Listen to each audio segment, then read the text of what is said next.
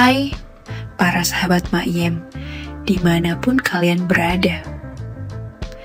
Pada kesempatan kali ini, aku akan menceritakan kisah unik yang kualami bersama Bisana. Kisah unik itu terjadi saat aku berkunjung ke rumahnya. So, tanpa berlama-lama lagi, kita mulai ceritanya. Setelah mengajukan cuti kantor beberapa minggu ke depan, aku berniat mengunjungi rumah salah satu kerabatku di desa. Rasanya, memang sudah lama aku tak berkunjung ke sana. Apalagi dengan kesibukanku yang baru saja mendapat jabatan baru. Agaknya, aku memang harus meluangkan waktu untuk sekedar menetralkan kembali pikiranku. Desa merupakan tempat yang pas menurutku. Selain udara sejuk, juga tak ada polusi kendaraan. Sebelumnya, perkenalkan, namaku Totok. Di usia ke-26 tahun, aku sudah dipercaya menjadi manajer di sebuah perusahaan di kota. Sayangnya, kisah asmaraku tak sebaik karirku. Karena pada kenyataannya, aku masih jomblo alias bujangan. Padahal, kata teman-temanku, wajahku lumayan, bahkan bisa dibilang tampan. Tapi entahlah, aku justru cenderung mengagumi ibu-ibu daripada wanita seusiaku. Singkat kata, pada hari Jumat sore, berangkatlah aku ke rumah saudaraku. Sampai di sana jam 3 pagi dan langsung disambut pada Sam dan juga istrinya Bude Marwa. Pak Desem ini merupakan kakak dari ibuku. Beliau dulu tinggal di kota yang sama denganku, namun sejak menikah memilih menetap di desa ini. Gimana kabarnya, Tok? Tanya Pak Desem. Kok tambah ganteng wae? Sambung Bude Marwa.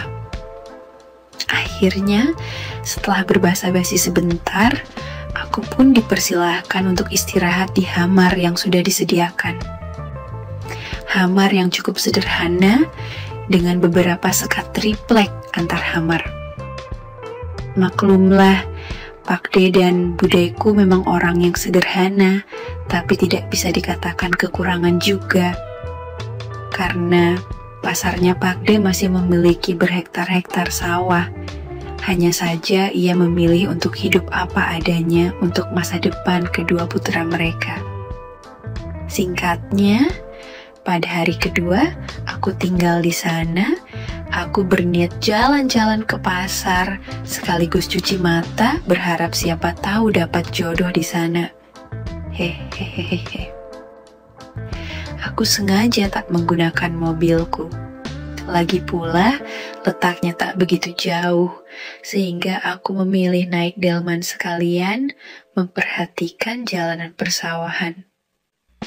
Udara sejuk mengiringi perjalananku, berbeda sekali dengan di kota yang panas dan gerah.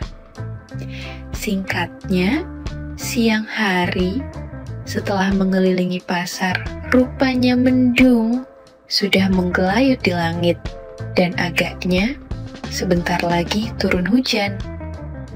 Aku buru-buru mencari delman yang sudah berjajar pelataran pasar.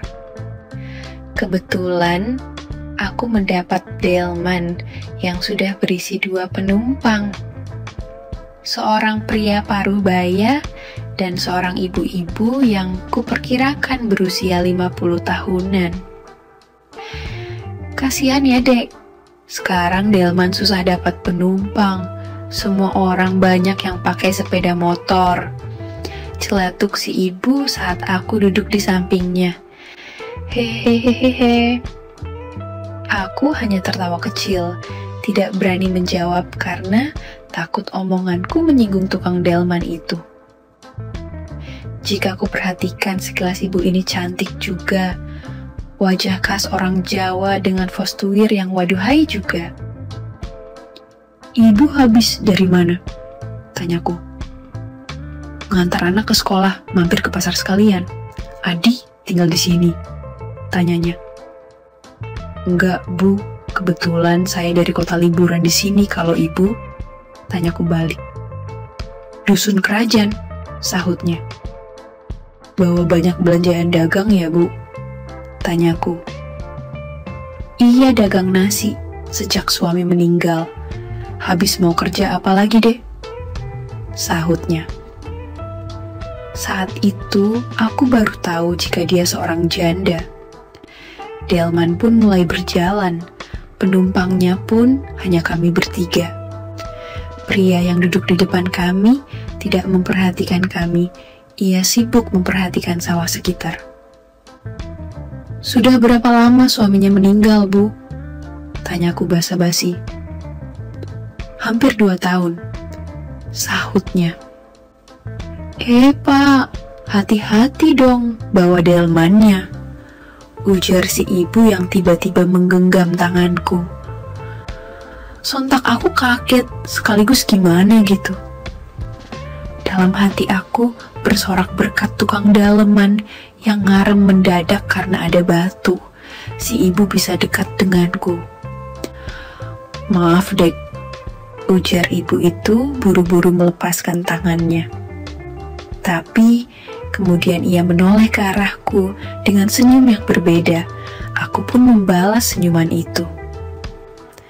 Entah kenapa ada perasaan lain, meski hanya peristiwa sederhana, tapi seolah membekas di hati. Saya mau berhenti di warung bakso, Ibu ikut? Tanyaku pada ibu itu. Aku segera mengambil uang 10.000 untuk membayar delman. Dan ternyata saat aku turun, si ibu ikut turun di warung bakso yang kutuju. Tunggu, Dek, ujarnya. Aku tersenyum sambil membantunya membawa barang belanjaannya. Awal yang baik, pikirku. Dari perkenalan singkat itu, ku ketahui dia bernama Hasanah. Usianya 58 tahun. Suaminya meninggal karena sakit yang tak kunjung sembuh. Putranya 2 orang, yang sulung kelas 2 SMA, sedangkan yang bungsu masih SD kelas 5. Terus kalau bapak sudah nggak ada gimana, Bu? Tanyaku sambil menunggu pesanan bakso. Gimana apanya, Dek? Sahutnya. Itu urusan nafkah batin. Ibu masih cantik, tapi suami udah gak ada. Apa gak ada niat berkeluarga lagi? Tanyaku. Gak lah, Dek. Anak-anak juga enggan kalau ibunya menikah lagi. Urusan nafkah, ya dialihkan cari kesibukan lain, ujarnya. Mendengar hal itu, entah keberanian dari mana, aku justru menggenggam tangannya. Bukannya marah, Busana malah tersenyum menoleh ke arahku. Kalau lain kali kita jalan-jalan gimana, Bu? Tanyaku. Jangan panggil ibu lah, panggil bibi aja, ujarnya. Iya, Bi. Jadi gimana, Bi? Mau nggak jalan-jalan sama saya? Sahutku. Bisana pun tersenyum. Bibi sendiri apa sama anak-anak? Tanyanya. Iya, berdua dong, Bi. Sahutku tertawa. Ditotok bisa aja, ujar Bisana sambil mencubit tanganku. Kemudian tiba-tiba ia menggenggam tanganku lebih erat seolah-olah memberi kode setuju. Hampir 30 menit kami ngobrol dan makan bakso sampai akhirnya berpisah di sana. Bisana memilih jalan kaki pulangnya karena sudah dekat katanya, sementara aku menunggu delman yang lewat. Sebelum pulang tadi, aku sempat menanyakan nomor ponselnya. Tentunya agar lebih mudah jika aku ingin janjian dengannya. Singkatnya, sesampainya di rumah Bude, notifikasi pesan langsung kuterima. Bisana menanyakan apakah sudah sampai di rumah, Bahkan obrolan singkat itu berlanjut ke arah lainnya. "Dek Totok, main-mainlah ke rumah," ujarnya. Aku senyum-senyum sendiri mendengarnya. "Kapan, Bi? Mumpung saya belum pulang ke kota," sahutku. "Besok gimana?" katanya. "Baik, Bi," sahutku sambil mengirim emotikon hati padanya. Jujur, rasanya tak sabar ingin segera bertemu. Apalagi aku saat itu sudah seperti orang kasmaran saja. Entahlah, sepertinya aku jatuh cinta. Keesokan harinya, Bisana mengirim lokasi rumahnya padaku. Rupanya, rumah Bisana tak begitu jauh dari rumah budeku, sehingga aku memutuskan untuk berjalan kaki ke sana. Singkatnya, aku sampai di depan gang menuju rumahnya. Dari gang itu, rumah Bisana, aku berjalan kira-kira 100 meter. Rumahnya sederhana dan lingkungannya agak kumuh. Di depan terasa rupanya, Bisana sudah menungguku. "Silakan Dek Totok," ujar Bisana menyambutku di depan rumahnya. Dengan menggunakan dasar sederhana, ia mempersilahkanku ke ruang tamunya. "Ini putra Bibi, hari ini dia libur." Bisana memperkenalkan putranya yang duduk di ruang tamu. "Joko, Om," ujar Joko mendalamiku dengan sopan. "Dulu sewaktu Bapak masih ada, rumah nggak begini Dek Totok. Barang-barang sudah habis dijual buat ngobatin Bapak. Jelas Bisana."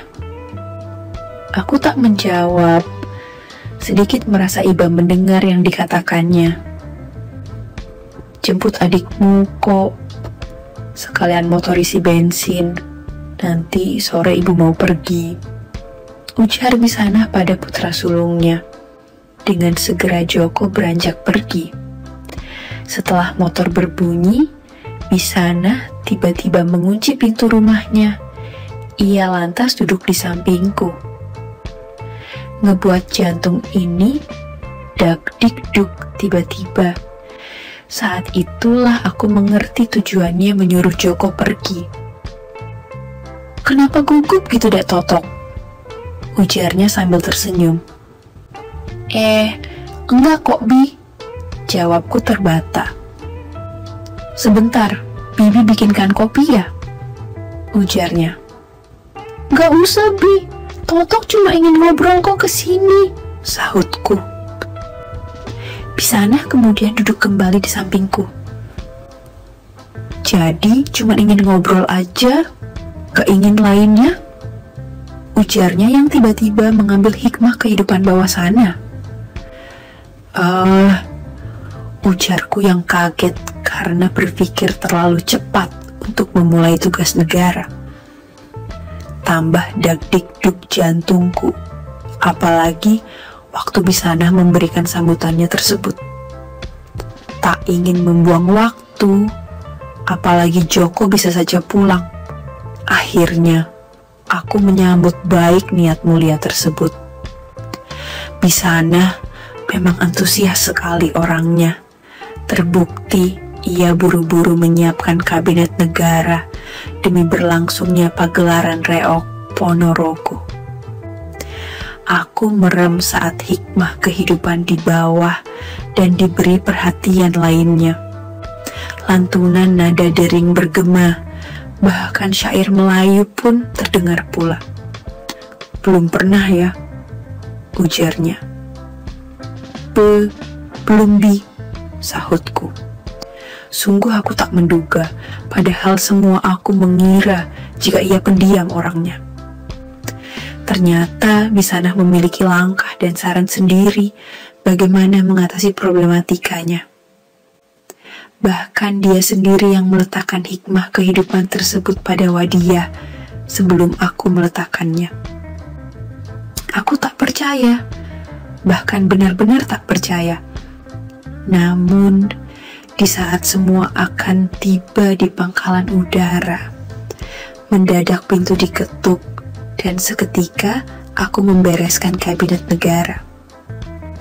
Aku berlari menuju dapur sementara Bisana melangkah ke depan pintu setelah membereskan kabinet negara pula. "Sandal siapa itu?" ujar seorang pria yang sepertinya baru tiba dari perantauannya. "Bapak kok sudah pulang?" "Katanya pulang lusa," ujar Bisana pada pria itu. "Jawab dulu, sandal siapa itu?" bentaknya. "Sandal temannya Joko ketinggalan," sahut Bisana beralasan.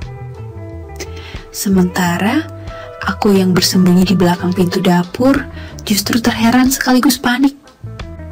Pasalnya, pria itu seperti begitu akrab dengan Bisana. "Apa jangan-jangan dia pacar Bibi?" gumamku. "Joko, nak, bapak pulang," ujar pria itu sambil melangkah menuju salah satu kamar di sana. Pada saat yang sama, Bisana memberi kode agar aku segera pergi dari sana. Akhirnya, dengan perlahan aku melangkah, lalu berlari secepatnya. Beruntung aku tak membawa sepeda atau motor, sehingga bisa dengan mudah pergi begitu saja. Hanya saja yang aku heran, siapa pria tadi? Apakah dia pacar Bisana atau suaminya? Tapi bukankah Bisana mengatakan jika dia sudah janda? Pertanyaan itu terus saja menghantuiku. Sampai seperempat jalan akhirnya aku berhenti di sebuah warung dan memesan es sekaligus mencari informasi yang sebenarnya. "Baru 3 atau 4 bulan tinggal di sana, Mas. Suaminya merantau ke Kalimantan dan dulunya tinggal di perumahan asri." "Ibu dengar-dengar dari tetangga dia sering bawa teman, tapi kita gak ada yang peduli. Wong orangnya juga cuek sama tetangga." Begitu cerita pemilik warung es tersebut. Berarti dugaanku salah selama ini. Bisana rupanya berbohong padaku. Dia mengaku sudah menjanda, padahal suaminya merantau keluar pulau. Dengan kuciwa aku melangkah pulang ke rumah Bude, dan 3 hari kemudian, tanpa memberi kabar Bisana, aku kembali ke kota. Begitulah pengalamanku yang pernah kualami selama liburan di rumah sanak saudara. Ambil sisi positifnya dan buang sisi negatifnya. Semoga dengan cerita ini dapat teman-teman mengambil hikmah bahwasanya kita harus berhati-hati dalam memilih teman. Jangan sampai pertemanan yang tak jelas dapat berimbas pada kehidupan kita selanjutnya. Sampai jumpa di kesempatan selanjutnya dan salam persahabatan. Sekian dulu ceritaku hari ini. Semoga ada pelajaran yang dapat dipetik. Terima kasih. Sekali lagi, tidak pernah lupa Mimin ingin mengingatkan bahwa tidak ada maksud untuk merusak moral. Tapi di sini kami selaku admin channel Makem hanya berbagi pengalaman dari viewer saja yang tentu saja tidak untuk ditiru. Terima kasih sudah mau mendengarkan kisah nyata ini.